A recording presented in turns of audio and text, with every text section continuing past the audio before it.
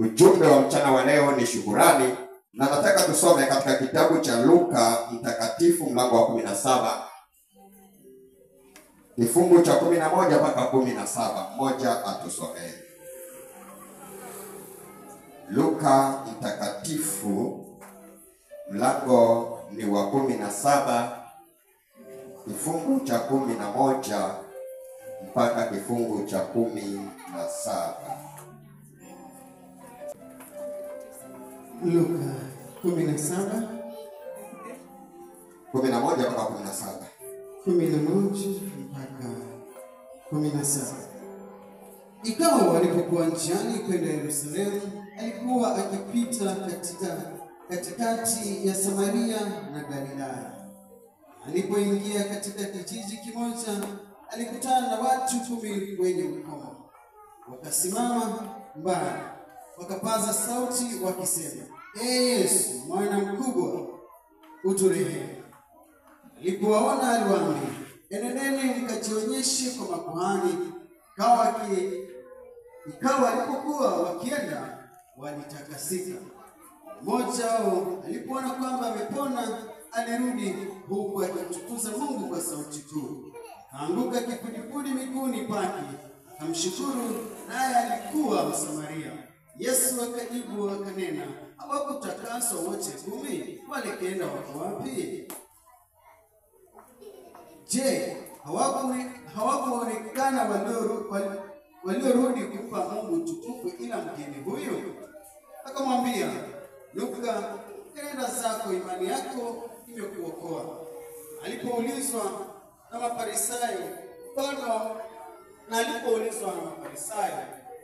wa Mungu utakuja lini?" Aliwajibu akawaambia, "Ufalme wa Mungu hauji kwa kuchunguza, wala hawatasema tazama upo huku au kule, kwa maana tazama ufalme wa Mungu umo ndani yenu." Akawaambia wanafunzi, "Siku zitakuja mtakapotamani kuona siku moja katika siku zake mwanadamu, msione. Tena mtatamani tena watawaambia, tazama kule, zama huku. Msiondoke mahali mlipo, wala msiwafuate. Kuwa vile umeme umlikavyo utoka upande huu chini ya mbingu hata upande huu chini ya mbingu, ndivyo utakapokuwa mwana wa Adamu katika siku yake.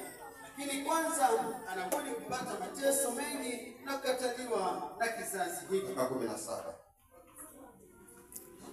Tuombe. Baba, katika jina la Yesu ninakushukuru na kuinua na kupenda. Jina lako likabarikiwe, likainuliwe. Nenda Baba ukanene nasi, kwa jina la Yesu nimeomba. Amen. Nilikuwa nasema tunaongea juu ya kushukuru. Maandiko yanasema Yesu Kristo alipokuwa akitembea, alikutana na watu 10 wenye ukoma. Bwana asifiwe. Watu 10 kwa pamoja ambao wana ukoma. Na maandiko yanasema alipokutana nao akawahurumia. Si hao kuomba, lakini yeye akawahurumia. Na maandiko yanasema alipowahurumia akawatakasa wote 10.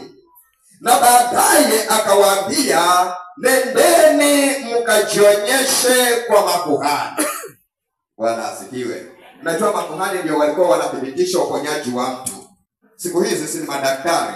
Tukikuombea unaweza enda kupima na ukawa umepona. Lakini wakati ule walikuwa makuhani ndio wanathibitisha huyu mtu amepona kweli ama bado. So wakaenda ili wathibitishe kama wamepona ama Yesu hakuwaponya. Bwana Yesu asifiwe. Biblia inasema baada ya kutoka kule kwa makuhani, bila shaka wote 10 walienda, lakini baadaye Yesu Kristo akaona mmoja akimrudia. Mtu mmoja akamrudia na akarudisha shukurani kwa Yesu Kristo. Akamwambia Yesu, "Ninashukuru kwa sababu nimepona." Bwana asifiwe. Lakini maandiko yanasema wale 9 wote wakaingia kwa miti. Hawakurudi tena kwa Yesu. Hawakutaka tena kuonana na Yesu. Huyu mmoja peke yake ndiye aliweza kurudi ili apate kutoa shukrani. Bwana Yesu asifiwe. So nataka niseme nini mchana wa leo?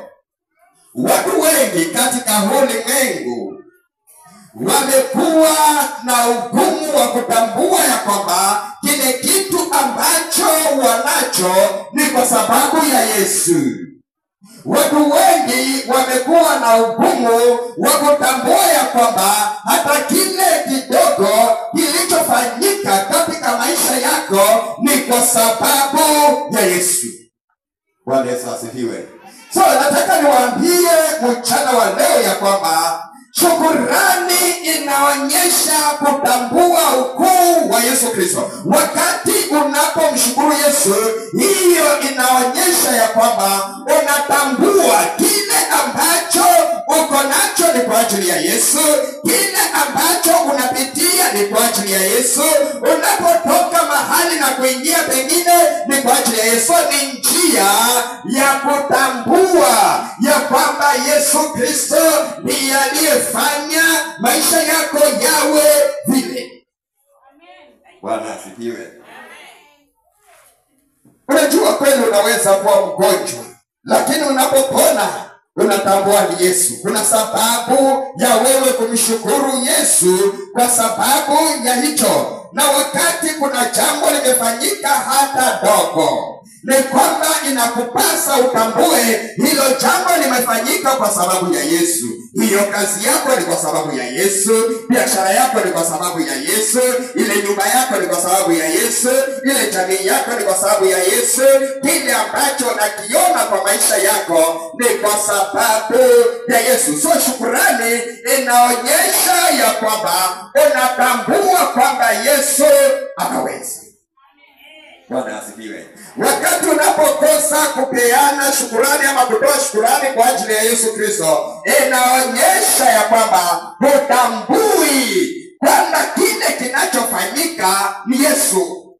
Ndio wale 9 hawakutambua na waliona ni jambo limefanyika lenyewe, lakini yule mmoja akatambua haingewezekana kama Yesu hangekuwa nao.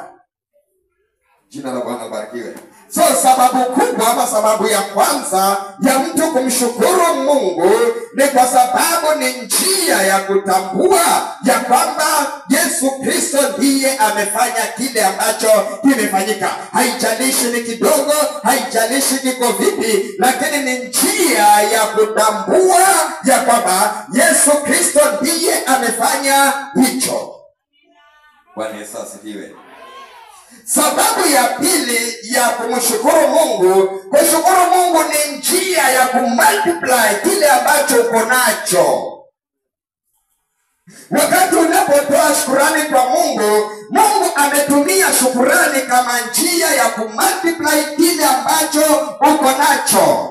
Hata kama ni afya inaongezeka. Tunaposoma maandiko tunaona ya kwamba wakati watu 5,000 walipokusanyika mahali pamoja, na maandiko yanasema kulikuwa hakuna chakula cha kuwapa, na Yesu akawaambia wape chakula. Akawaambia wanafunzi, wapeni chakula hawa watu wale, lakini wanafunzi wakasema hakuna chakula. Biblia inasema mtoto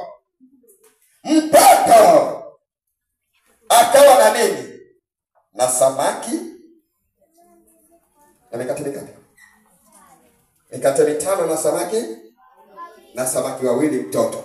Maandiko yanasema Yesu alipotambua hicho kidogo, akasema kiletwe hicho kidogo, na alipokipata mikononi mwake, maandiko yanasema alimshukuru Mungu, alishukuru na akasema, ninakushukuru Baba maana unatupa chakula. Na shamaliza.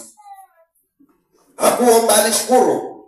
Na Biblia inasema baada ya kushukuru, kile chakula kidogo kiliwezesha kulisha watu waliohesabiwa watu wazima wanaume 5,000.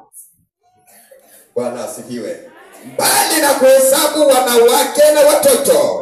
Wale watu waliohesabiwa wanaume wakawa ni 5,000, na kwa sababu kushukuru ni njia ya kuongeza, Yesu kikaongezeka, kikaweza kulisha wanafunzi na kikalisha watu wote 5,000 waliohesabiwa, na wale watoto waliokuweko na wale wamama waliokuweko. Na kila wakati tunapokutana, wanaume wa mama ni wengi na watoto ni wengi, kwa hiyo huenda akawa amelisha more than 15 people, 15,000. Bwana Yesu asifiwe. Na Biblia inasema tena hii chakula ilibaki vikapu ngapi? Ikabaki vikapu 12. So Yesu hakusimama akasema Mungu ongeza. Alisema ninashukuru. So wakati unaposhukuru, kushukuru ni njia ya kuongeza kile ambacho uko nacho.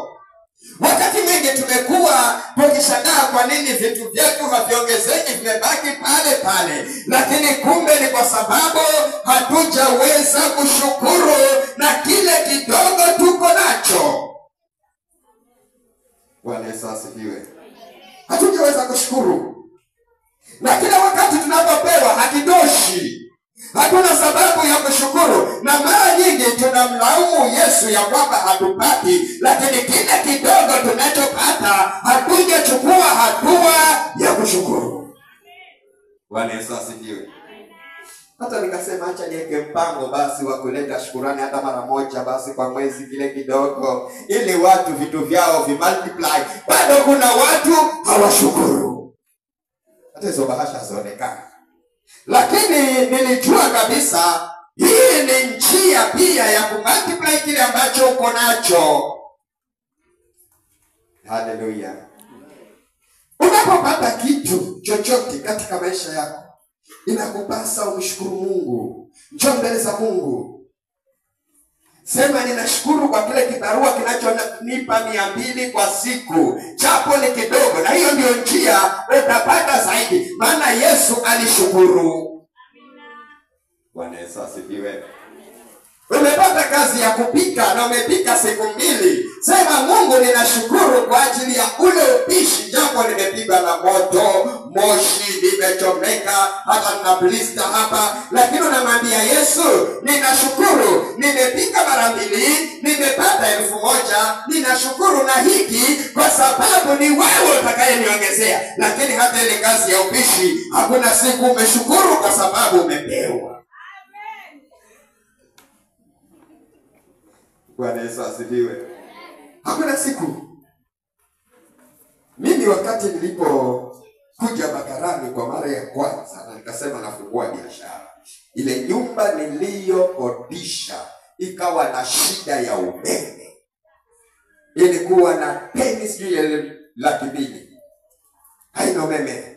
Na ukawa kuna Mkikuyu mmoja amevuta wake kidogo, sasa na yuko peke yake. Tukamuomba akatukanetia, lakini akatufanya vibaya. Alafu mwisho akaondoa pia huo. Sasa nikaenda Power. Sikuangalia hii nyumba ina deni, nasema mimi nataka moto. Ingie hapa. Enda Power. Na Power nao wakanitisha. Mwisho wakaniambia tuletee mzee. Unajua mzee ni nini? Mzee ni pesa. Nituletea mzee, tutakutengezea. Nikarudi nyumbani, kamtafuta mzee mwenye nyumba, kampatia kwa gari, nikaenda naye. Sema lakini wewe tumekutuma nini huyu mzee? Anambia jana mliniambia nilete mzee. Huyu hapa. Sasa hebu toka.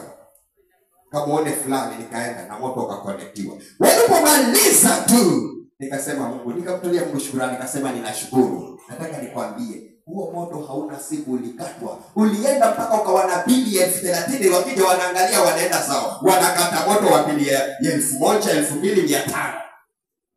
Ukabaki hivyo. Wakija kwa sababu gani? Kushukuru kunasababisha multiplication. Amen. Bwana Yesu asifiwe. Ukabaki hivyo. Na nikasema na connect nyumba nzima, wakawa hawalipi wale wengine kaenda 30,000, lakini wakija wanaangalia bari yako kijana, wanaenda wanakata moto wa 200. na wameenda zao kushukuru. Bwana Yesu asifiwe. Hebu tambua ni siku gani ambayo ulishukuru. Hata pale nyumbani kile kitu ambacho uliletewa na yule mama, hukushukuru. Kile kitu uliletewa na yule mzee, hukushukuru. Na unataka kiongezwe. Bwana Yesu asifiwe. Unajua hata kile kitu kidogo unapewa. Labda mzee ametoka, amekuletea handkerchief. Lakini si wengi wanasema, basi kazi yote ya mwezi mzima unaletea handkerchief. Mwezi ujao waikosa. Na kwa Mungu pia ni hivyo. Lakini ukisema ninashukuru kwa ajili ya hii handkerchief, mwezi ujao unaletewa mtadio.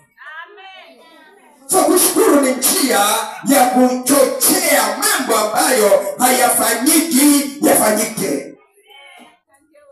Haleluya. Mwezi ujao unaletewa mtadio kwa sababu umeshukuru. Lakini unapokataa kushukuru, na watu wengi wamekuwa na maisha ya kulalamika bila kushukuru na kile ambacho kiko. Bwana Yesu asifiwe. Mwezi huu umepewa pesa, ukasonge msongo wa 50. Sema nashukuru ili mwezi ujao upewe msongo wa 200. Ukishukuru mwezi mwingine zinaongezeka. Lakini shida ni kwamba watu wengi wamekosa kushukuru na kile kinafanyika. Haleluya. Amen. Bwana Yesu asifiwe. Hapa nikianza kuuliza hata watoto, siku ulilipiwa fee ulisema asante, utapata. Niulize wa mama, siku ile wanaletewa robo ya nyama ulisema ni asante, hukusema. Maana ulisema robo tutakulaje watu 6. Hakuna kushukuru. Sasa umefikiria bucha nzima umeacha hapo, unaniletea robo. Sasa hii robo hata tegawanya vipi? Na hiyo robo nayo inakatika. Maana tumekataa kushukuru. Nataka niwaambie mchana wa leo, wakati unaposhukuru unasababisha mambo mengine kufanyika, unasababisha milango kufunguka, na pia unasababisha Yesu Kristo kukutazama kila wakati. Bwana Yesu asifiwe. Watu wengi tumeombea wapate kazi, wamepata kazi. Hakuna siku wamesema Mungu asante kwa ajili ya hii kazi. Watu wengi tumeombea wapate na biashara wakapata. Hakuna siku wamesema hii biashara yangu ninashukuru kwa ajili ya hii. Watu tumeombea wanafuga mbuzi, ng'ombe, kuku. Lakini hakuna siku watasema Mungu nashukuru kwa sababu na kuku 4. Kila wakati anataka hao kuku wazae wawe wengi, lakini hajashukuru. Na kushukuru ndio njia ya kubadilika. Bwana Yesu asifiwe. Kila wakati tunataka mbuzi zetu zizae, ziwe nyingi, tuuze, tupate pesa, tutajirike. Lakini je, zile chache umeshukuru? Bwana asifiwe. Zile chache umeshukuru? Nikataa kushukuru. Bwana Yesu asifiwe. Unajua hata ukipewa cheo, hata serikali ikikupa cheo, yule aliyekupa cheo sio unafuata na mwambia asante. Haleluya. Sio kila mahali. Na Yesu amependa sana shukrani za watu. Lakini si mara tunalalamika. Nimekula omena wiki nzima, hata hakuna chakula kingine, unalalamika. Lakini si umekula omena.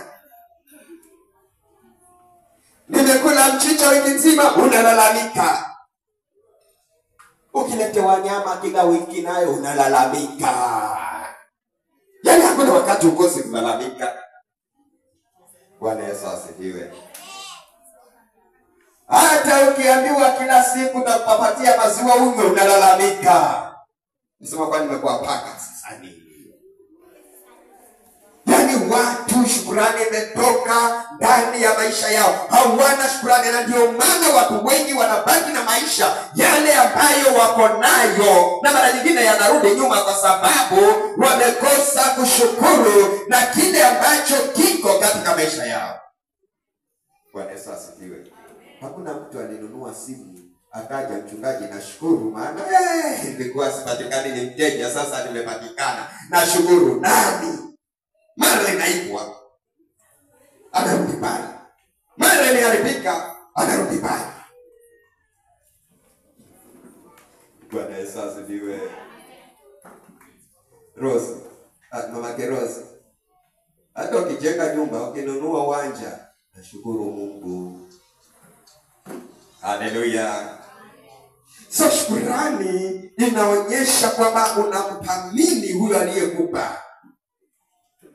Na kila siku tunakemea watoto, wewe nikikupa basi ushukuru tu. Ushukuru. Na wewe mzazi ushukuru na kile unapewa.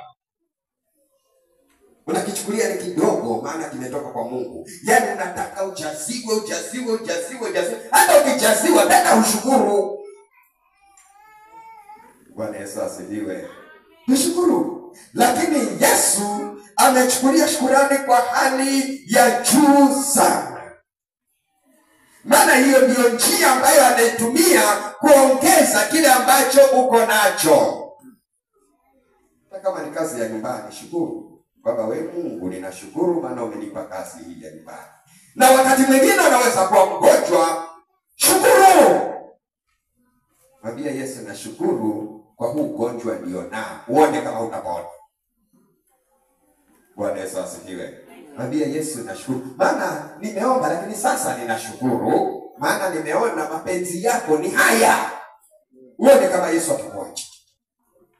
Bwana Yesu asifiwe. Sisi tunalia every day, tunalia. Hakuna wakati wa kushukuru Mungu kwa kile ambacho kinafanyika, kile ambacho kinaendelea. Inatupasa tuwe na nafasi ya kumshukuru Mungu. Bwana Yesu asifiwe. Na mtoto tayari ameletea sadaka yake ya shukrani. Ya hiyo wengine yokuja. Kwa nini Mungu asimkuze akibariki? Bwana Yesu asifiwe. Kwa sababu ya kushukuru. Na si lazima ungoje wiki ya pili ulete bahasha yako ya shukrani ndio umeshukuru. Kama kuna kitu Yesu amefanya, inakupasa kushukuru. Kama umeenda kazini, umekoswa na pikipiki barabarani, likaanguka ukapona, uko mbele, una nafasi ya kushukuru. Bwana Yesu asifiwe. Maana Yesu anataka akufanyie zaidi wakati umeshukuru. Haleluya. Situshukuru Mungu. Situshukuru na kile tuko nacho. Situshukuru hata yale tunapitia. Hata na ugonjwa hautaki kutoka, wewe shukuru. Shukuru kwa ajili ya wale watoto uko nao. Bwana Yesu asifiwe. Usiseme watoto hawasikii, wamekuwa sugu, shukuru. Mwambie Mungu, hata kwa sadaka hii nashukuru maana ule mtoto hanisikizi. Uone kama hatabadilika. Maana Mungu anataka tu hatua moja ili afanye jambo katika maisha yako. Hizo hatua hatuchukui. Bwana Yesu asifiwe. Hatuchukui. Mtoto amehangaika kutoka darasa la kwanza, amemaliza darasa la 7, darasa la 8, hakuna kumshukuru Mungu. Anapiga na mapepo. Anafika form 4, hakuna kumshukuru Mungu. Anapiga na mapepo. Maana hii kushukuru ndiyo inakomboa watu. Acha Mungu, hata wanadamu. Unapofanyiwa kitu na wanadamu, ukose kushukuru, hufanyiwi kingine. Si ndivyo?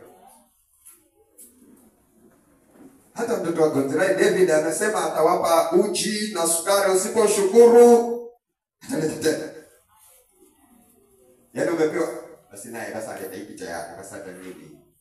Hii si wewe tunaweza. Si uletewi tena. So kushukuru ni njia ya kufungua milango yako. Ile milango ambayo imefungwa inaweza kufunguka tu wakati umesimama na kumshukuru Yesu Kristo. Bwana Yesu asifiwe. Shukuru. Kile ambacho uko nacho shukuru. Sometimes unaweza kufunga wanyama wakaja wakala kila kitu, mwambie Mungu nashukuru maana wamekula kila kitu. Lakini kuna kitu ambacho Mungu atakifanya kwa sababu umeshukuru. Mzee mmoja akaombewa, alikuwa amemea dude hapa, limefika huku. Akaombewa pale karibu na kisimani. Alipomaliza kuombewa, ile dude likawa bado liko hapo. Lakini akasimama akasema, ninashukuru Mungu, maana si hata hamuoni limeenda. Sasa watu wanacheka, wanashaka, si lile limeenda vyema. Anasema ninashukuru Mungu, si hata limeenda, hata nina sadaka hapa na ndoa. Nashukuru Mungu, si hamuoni Sasa kwa na uzee wazimu ama nini? Lakini alipokaa hilo dude liliyeyuka. Kwa sababu kushukuru kunasababisha muujiza. Bwana Yesu asifiwe. Na wewe hata ukiombewa kutoka hapa, umeombewa lakini hata havikufanyika kabisa. Ugongo basi ndio wauma. Shukuru Mungu, maana hiyo ndio njia Mungu anatumia. Lakini ukiombewa si hata unatoka na kulalamika. Unaombewa ugongo basi hata ndio unauma. Hata hiyo mwambie amozidisha. Haya ule anadulini mwambie akazidisha. Ndiye mwambie amezidisha kabisa. Hata si kwa hivi saa hii niko hivi. Shukuru Mungu. Bwana Yesu asifiwe. Wakati kuna jambo na hisi ya kwamba halifanyiki, shukuru Mungu. Bwana Yesu asifiwe. Unaweza kujenga ikakwama hiyo nyumba, na ikakwama kabisa, na huoni njia. Mwambie Mungu, kwa kukwama kwa hii nyumba, ninakushukuru maana una sababu. Uone kama milango itafunguka. Lakini kila siku utalalamika. Miaka 5 nyumba yangu iko hapo. Hata Mungu hafungue njia, hata Mungu hafanyi. Hebu fanya jambo na umwambie Mungu, nashukuru maana nyumba yangu imekwama. Uone kama milango itafunguka. Maana umemchallenge. Bwana Yesu asifiwe. Ni wangapi nyumba zao zimekwama hawajamshukuru Mungu? Ni wangapi kazi zao zimekwama hawajamshukuru Mungu? Wakifikiria ya kwamba kwa kukosa kushukuru ndio mambo yatafunguka. Hapana. Hata mtoto akifukuzwa shule, mshike mikono. Mwambie Yesu, ninakushukuru maana huyu mtoto ametolewa shule, maana sina school fees. Nakushukuru maana leo nimeonana naye. Uone kama kesho hatarudi shule. Lakini wakifukuzwa wafanyaje? Huyu Mungu hata anioni. Hata jana nilikuwa mhubiri. Jana amefukuzwa leo, na jana nilikuwa mahubiri. Hakuna shukrani. Kwani kuhubiri ndio kuongeza mapato yako? Bwana Yesu asifiwe. Huyu Mungu hata sijui. Mimi ile huduma nafanya. Yaani kila siku nafagia kanisa, mtoto wangu afukuzwe. Kwani kufagia kanisa ndio mtoto asifukuzwe? Kama unataka asifukuzwe, shukuru maana amefukuzwa. Bwana Yesu asifiwe. Anafukuzwa shule, hata mimi ndio mwenyekiti wa mama. Hata wamama wengine watasemaje? Mtoto wa mwenyekiti amefukuzwa. Kwa mwenyekiti ndio wewe si mwanadamu, mtoto asifukuzwe kwa nini? Lakini kuna njia ya kusababisha aendelee mbele. Maandiko yanasema mshukuru Mungu. Bwana Yesu asifiwe. Na ndio Biblia inasema shukuruni kwa kila jambo, maana hiyo ndio mapenzi ya Mungu. Maana kuna mambo ambayo hufanyika hivyo, na Mungu anataka shukurani za watu. Bwana Yesu asifiwe. Sasa kuna watu wanalalamika maana wanaishi hivi nyumba za mabati full suit juu na chini. Sasa hii nyumba yangu basi joto tu. Mwambie Mungu, nashukuru maana watu wanaumia na baridi, iko kwa joto. Uone kama miaka 2 utakuwa na nyumba ya block. Bwana Yesu asifiwe. Lakini watu wamekataa kabisa kushukuru. Wengi ni kulalamika. Kama umepia na kitu mtu na analalamika, utampa kingine. Bwana Yesu asifiwe. Unampa na analalamika. Hiki tayari. Awe ni bwanako, utampa tena. Awe ni bibi yako, utampa tena. Awe ni mtoto, utampa tena. Na Mungu anasema mimi ni zaidi ya nyinyi. So kama wewe huwezi kupeana, yeye atapeana zaidi. Maana si zaidi ya sisi kwa kila kitu. Bwana Yesu asifiwe. Umeingia kazi, mwambie Mungu, ninakushukuru. Iwezekana unamtolea sadaka.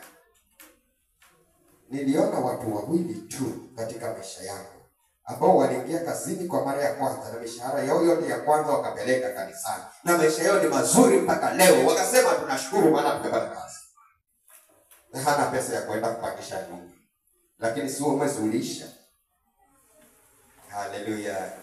Sisi kila siku tunajua wale watu ambao hawashukuru kila siku wanajipanga. Yaani kila siku wanajipanga, asubuhi anajipanga, jana anajipanga, yana anajipanga kila siku kwa sababu anataka afike, lakini huwezi kufika kama hutashukuru. Bwana Yesu asifiwe. Ukizaa mtoto unasema Mungu nashukuru. Tunamleta na madhabahuni. Zamani walikuwa watoto wanapelekwa madhabahuni aidha na mbuzi ama na ng'ombe. Siku hizi wanapelekwa madhabahuni na 50 ama 20. Hiyo si shukrani. Bwana Yesu asifiwe. Hiyo si shukrani. Halafu mtoto anakuwa na magonjwa, anakuwa na shida kwa sababu sadaka ndogo inasema mambo ndogo. Haleluya. Ndio wangapi wataanza kumshukuru Mungu kwa kile ambacho wako nacho, kwa ile ambapo wanapitia. Tumshukuru Mungu kwa kila kitu. Haleluya. Ili mambo makubwa yakafanye kutendeka katika maisha yetu. Hata kama mzee wako analewa, sema ninashukuru maana huyu mzee analewa ni mapenzi yako. Ufikirie kama Mungu atamwacha alewe, anaenda apigwe makofi apige mpaka ache ulevi. Lakini ukilalamika hapigwi na mtu. Ili mshukuru Mungu, huyo Mungu ataanza kufikiria kwa nini amenishukuru na huyu analewa mpaka nimbadilishe. Anaenda kucharwa kwa makofi. Akija anakwambia nimeanguka nikagonga hapa. Hapana, amepiga ili aache. Haleluya. Tumshukuru Mungu. Watoto tu tunashukuru kwa kile ambacho tunapata. Hata tukipewa 20 ya break, jua hicho ndicho kiko kwa baba na kiko kwa mama. Shukuru, wiki ijayo utaanza kupata 30. Bwana Yesu asifiwe. Haleluya. Mimi huwa nashangaa. Hata ile sadaka ya shukrani, basi watu kama hataenda shukrani kivyao, hata ile ya shukrani nayo bahasha 20. Mungu 20 ni mingi. Halafu sana tunataka vitu vyetu vimultiply. Bwana Yesu asifiwe. Haleluya. Bahasha 20. Tunataka tusaidie mtu ambaye hana chakula. Tunataka tumnunulie nguo. Tunataka tusaidie mtoto anywe uji, anywe vizuri. Tunataka tusaidie hata yule mgonjwa. Tunataka tusaidie hata wale ambao hawajiwezi. Tunataka kusaidia hata wale watoto ambao wamerudishwa nyumbani hawana fee. Watu 20. Wengine hawana haja ya kushukuru maana wametosheka. Bwana Yesu asifiwe. Wametosheka. Hebu tuanze kushukuru kwa chochote kile tunapata. Bwana asifiwe. Shukuru kwa chochote. Shukuru kwa kila kitu. Haleluya. Maana hii ndio njia. Yesu akasema japo hakuna chakula, watu ni wengi na wote ni wale, samaki ni 2, mikate ni 5, inalisha watu 6 ama watu 7, watu ni zaidi ya 15,000. Acha nisiombe, acha nishukuru. Bwana asifiwe. Na akasema Baba ninakushukuru maana wewe ndio unapeana nini? Chakula. Na imeisha hiyo.